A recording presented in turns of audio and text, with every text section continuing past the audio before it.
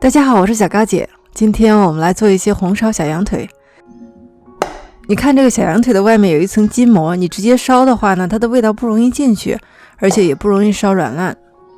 用一把尖刀顺着肉的纹理扎一些孔，这样子处理之后它比较容易入味儿，而且完全炖熟之后呢，它的肉质也不容易散开。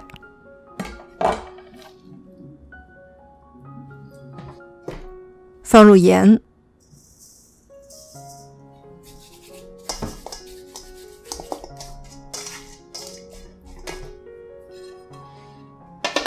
冰箱里隔夜腌制。头一天凉水泡一些腐竹，第二天肉腌好了，我们来焯水。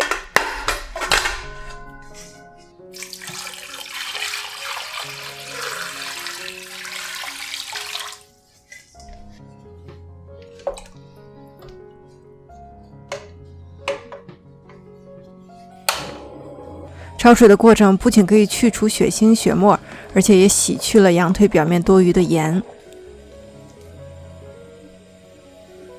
准备一个调料包，简单几样香料都是我们熟悉的味道。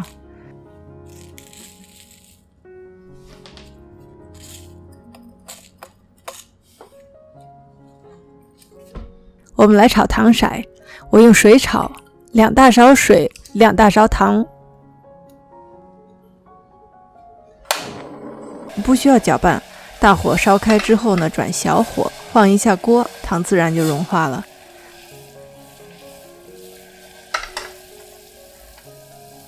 开始冒烟的时候呢，糖开始变颜色。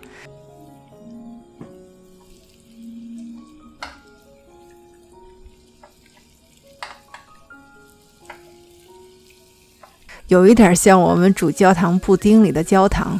只是加水之前的这个颜色要稍微深一点点。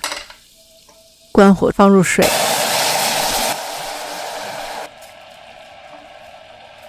气泡散尽之后呢，你看这个是它的颜色。现在我们来烧肉，锅里倒一点油，油不太热的时候呢，放入葱姜蒜，煸炒一下。放入豆瓣酱，把豆瓣酱炒香，放入小羊腿，稍微炒一下，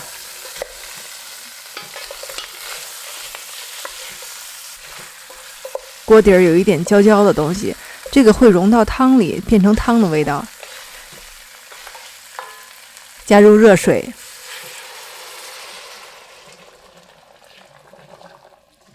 没过羊腿，放入调料包，2大勺生抽，糖色，喜欢吃辣的放入一把干辣椒。汤现在是这个颜色，在炖煮的过程中呢，羊腿的颜色会慢慢的加深，变得红亮。如果你的汤颜色不够的话呢，可以通过老抽来调整。你可以尝一下汤的味道，盐不够的话再补。盖上盖子，火调小，炖煮1个半小时。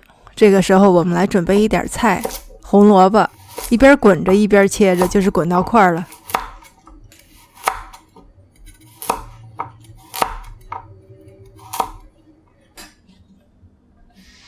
腐竹也泡好了，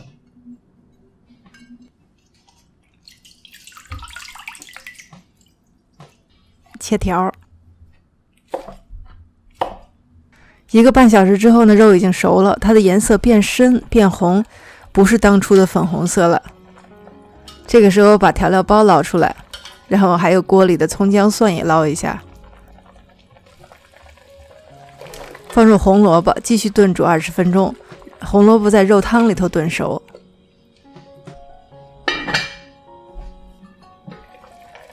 最后放入腐竹，让腐竹也满满吸收汤汁的味道。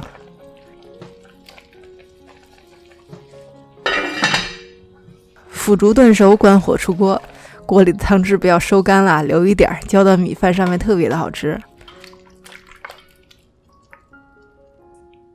盛一点菜，浇1小勺汤，撒上葱花。小羊腿本身就是有筋儿、有瘦肉、有一点点肥肉，长时间炖煮呢，筋儿和肥肉变得非常的软烂，融化在了肉的中间，筷子轻轻一夹，它就断了。你看它里面的肉都是红色的。豆瓣酱炖肉呢，它非常的香，一点点辣的味道，一点点酱的味道混合起来，配上萝卜和腐竹，这是一个超豪华版的下饭菜。谢谢大家收看，我是小高姐，我们下集再见。